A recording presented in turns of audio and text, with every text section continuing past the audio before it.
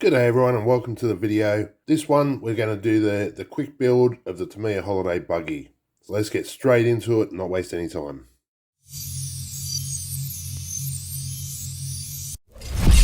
Alright, so step one, charging the battery. This is what it's Tamiya kits go. So step two, going to put the front end together. So right off the bat, we'll need bag A of course, start at the beginning. Okay, so for this step, we'll need upper and lower front arms, as well as the bulkhead and these 4 screws, the longer and shorter ones. Okay, so in step one, we have our front bulkhead with the arms looking like this. Step two, I should say. Step three is putting the uprights onto the hub carriers, upright carriers, using these smaller screws.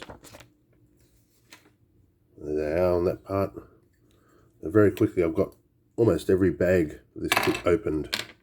Okay, so here are our parts, and as they show in the instructions, this bit here with the little bit of a line going to the hole, I guess in focus, that's the upper part. So you want that to be on top, and obviously your ball for the steering on the top as well. So there's the 2 uprights done. As you notice, the screws don't go all the way down. There's a little bit left sticking out. Don't try and force it because there is only a little bit of plastic here, and you will feel it pretty much stop. So don't worry about them sticking out that little bit. That's step 3 done. Step 4 is connecting on the uprights and the bumper to our front bulkhead. So here's the parts we need. Front bumper.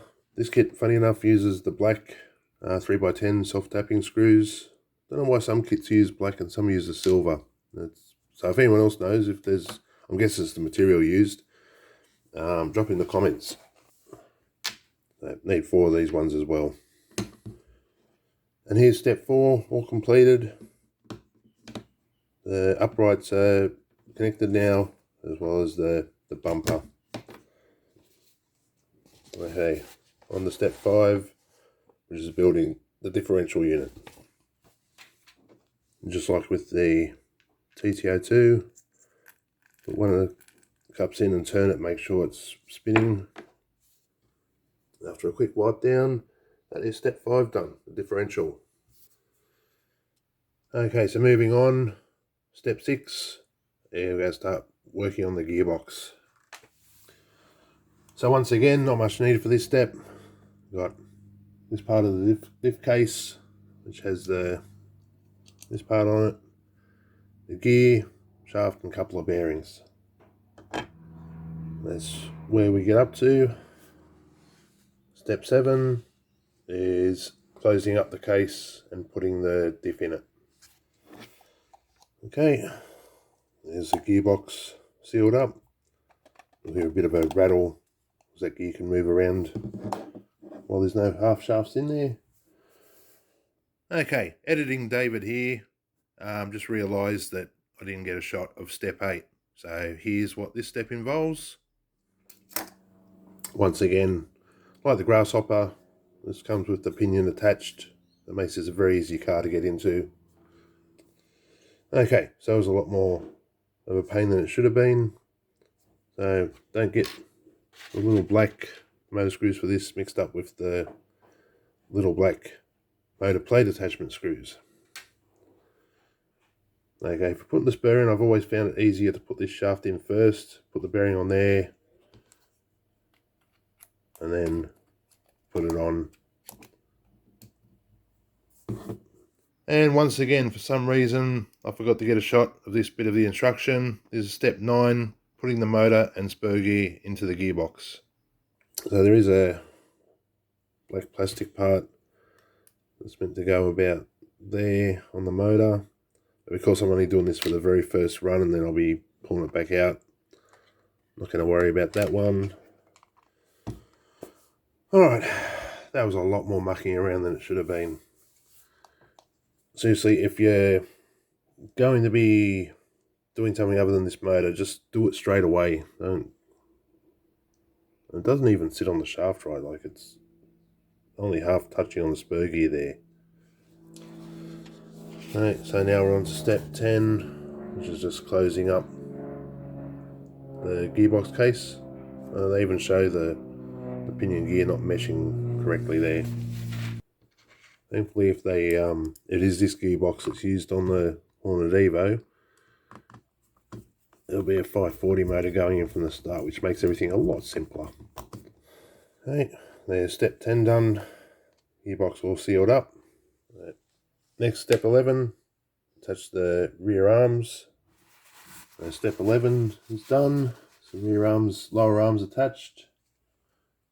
Step 12 is attaching the upper arms and putting the diff outputs on. Okay, there's step 12 done. Diff outputs are there, upper arms are mounted. Step 13 is putting the drive shafts in the uprights and installing them with the dog bones on the chassis. And here's step 13 all done. Arms are all finished, attached. Drive shafts are in there. Right, on to bag B and step 14. This one we'll get into doing the shocks. So when you open one of these Tamiya bags and there's a smaller bag with little bits and pieces in it, normally leave that until you know when you need the parts, because they're normally kept separate for a reason. Just a little bit of a tip there. So when you got your shock to that part, got your tubing that you cut, squeeze a bit of grease in there, stick that down in the shock, and then as that goes up and down a couple of times, that'll spread the grease around. Also, these wider springs, or ones with the coils wider apart, are the ones for the rear, the smaller ones for the front. Also, to make it easier to hold this bottom part while you're screwing it, just put another screwdriver through that eyelet, as you want to screw these down until they stop. And definitely use a bit of grease on these screws that connect the top of the shock. That first one was really difficult to get in, so the grease just makes it that much easier. Okay, and that's step 14 done, all the shock absorbers. Okay, so step 15, going to put the shocks on the tower and mount that on the gearbox. Okay, here's step 15 done, shocks attached, shock tower on. Starting to look like a car now, or rear end of a car. Okay, next is 16, doing the same to the front, put the shocks on. Okay, this is another part where the good old grease trick comes in handy, because what you got to do is get these brass tubes to sit in, or in the mount, and then get it through the whole suspension arm without it falling out. And it can be quite tricky, but using the grease will just hold it in there so you can get it pretty much in first go. Just like that. Yeah, it was in there so good it doesn't even want to come out. So that was the right roll stuff up. You need to put it in the top here. Okay, try that again. So use the grease to hold that collet in place. Okay, after a lot of mucking around, there's step 16 done, front shocks attached. Step 17, we get the battery door on the chassis. Okay, and after about 3 attempts, there's step 17 done. You know, when you try and put this on the wrong way, upside down, funny enough, these clips won't go in. That's it done. There is a little also step for putting the sponge tape here to protect the servo saver, but personally I'm not going to worry about that.